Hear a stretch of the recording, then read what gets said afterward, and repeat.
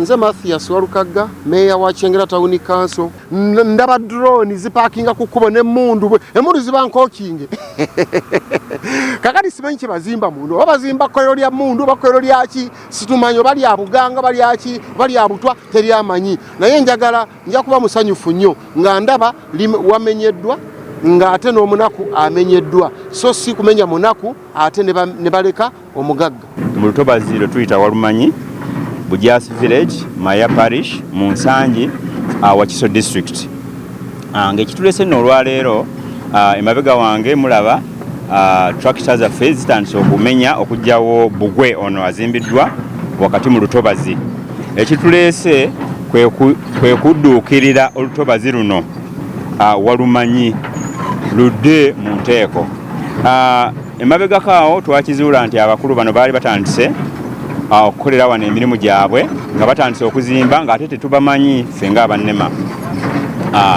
n'olwekyo ne tusalawo tujje ne tubalaba era ne tukwatako babiri bannannyini kampuni eno kampuni eyitibwa Taishan International Development Company Limited bali basatu bonna bava bweru wa Uganda abantu bano nno twakwatako babiri era tuteekateeka fayiro zaabwe batwalibwe mu kooti bali ku police bond nga bwe tumaliriza okuteekateeka fayiro zaabwe bazizza emisango egiwerako ekisookera ddala nga tetumanyi bwe bajja wano bye bakoze ebikyamu bye bino bajjuza wano ettaka bayiwa wano ettaka mu Lutobazi wakati ng'ate kino tekikkirizibwa ng'ekitundu kino kibalirwamu obunene bwa yika 3 n'akatundu kamu kino nno kirwanyisa etteeka erirera obutonde bw'ensi erya National Environment Act namba 5/2019 ekyokubiri bazimbye Bugwe ono bw'otunuulira wano bbulooka zonna zikwetoolodde ekisenge kino tekikkirizibwa kubanga etteeka terikukkiriza kuzimba wakati mu Lutobazi ekirala basimyemu agawompogoma agatwala amazzi basimyemu emikwesese egitwala amazzi n'olwekyo ekyo nakyo musango Nnagomola etteeka era litugamba nti okuyiwamu ekintu ekitaalimu nga tokkiriziddwa era guba musango bayiyemu maramu mulaba wano lonna lino ettaka lyonna baalireeta buleesi era ekyo nakyo tukibavunaana n'ekirala ne bazimba oba ne bajja okukolera mu Lutobazi wano nga ffe NEMA tetubamanyiiko njagala bakwate ku munene naye awulira obulumi kubanga nze kyensuubira nti amafactory ago bizimbe binene ebyo ne malls eziri mu wetlands z'abagagga oba za gavumenti naye njagala n'omunaku naye awulire nti n'omugagga bamumenye awo abenga waliwo obwenkanya Equity naye kati mbudde buno ng'omwavu eka yanyigirizibwa omwavu yakyastrugglinga n'ensi hasola ate era gw'omenya kati abagagga bajja bakimanyi bulungi nnyo wano babadde bazimbawo wano nga waliwo drone 3 eziparkingawo n'emmundu najjawo oko ne binnema nembuuza environment officer wange nampa report nangamba naye ndagenda abantu bazibu nnyo ate era NEMA ngebawadde certificate abo bennyini twagala beyawa certificate NEMA ye contradicting olwaleero ate bamenyi tebalina certificate ya NEMA kozi ekyomutawaana ennyo twakizudde nti bagenda ne bakola olukwesikwesi tetumanyi oba bo oba yabaguza wano kubanga twawulira nti babaguzaawo nti baali sibe bannannyini wano n'akola olukwesikwesi n'ajingirira ebbaluwa eziva ku NEMA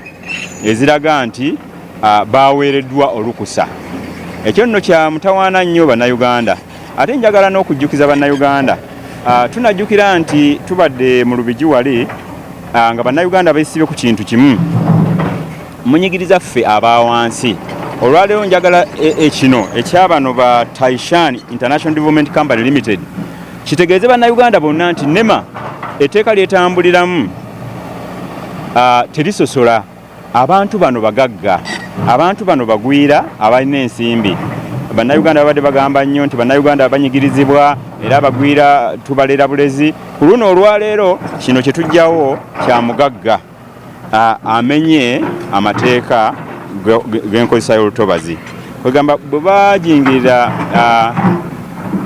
ebbaluwa zaffe n'omukono gwa mukulu wa mukama waffe Idi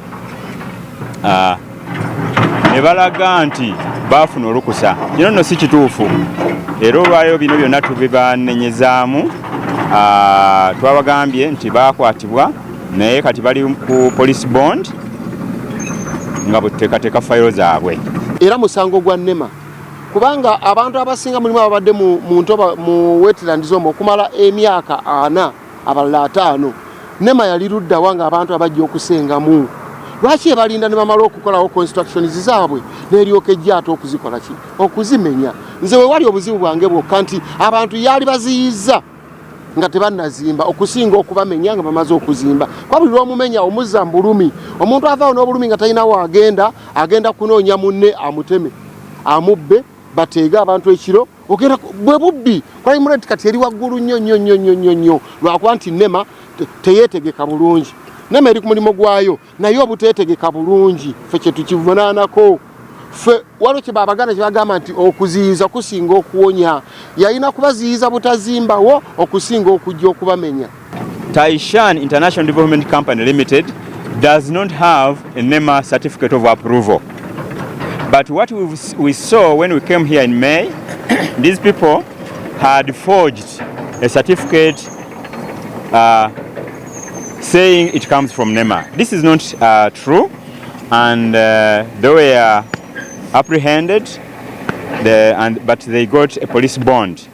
Today we are working on their files, and then we shall take them to the courts of law for prosecution. Nga tuli wano emaya abannema bazze okumenya ebintu ngera bazze bakikola gye bazze bayitira gye mulaba.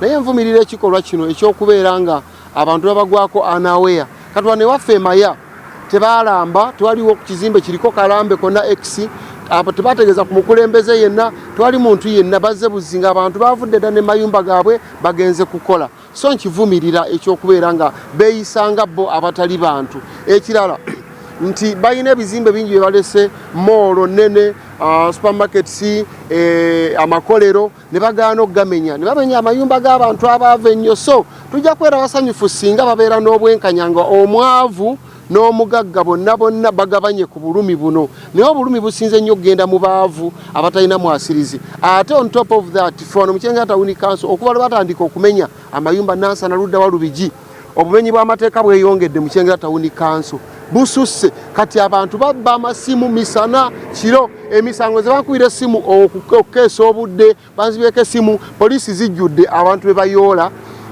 ababbi. So mu bufunze NEMA kino kyekola kyongedde etaasa butonde bwansi naye ate eyongedde obubbi n'obutemu mu bantu baffe. We have come to evict these people, but also to restore this place, to restore this wetland which had been encroached on by a group of people under the company Taishan International Development Company Limited. These three individuals, two of them are in our hands, but then they have a police bond. We are still preparing their file to take them for prosecution.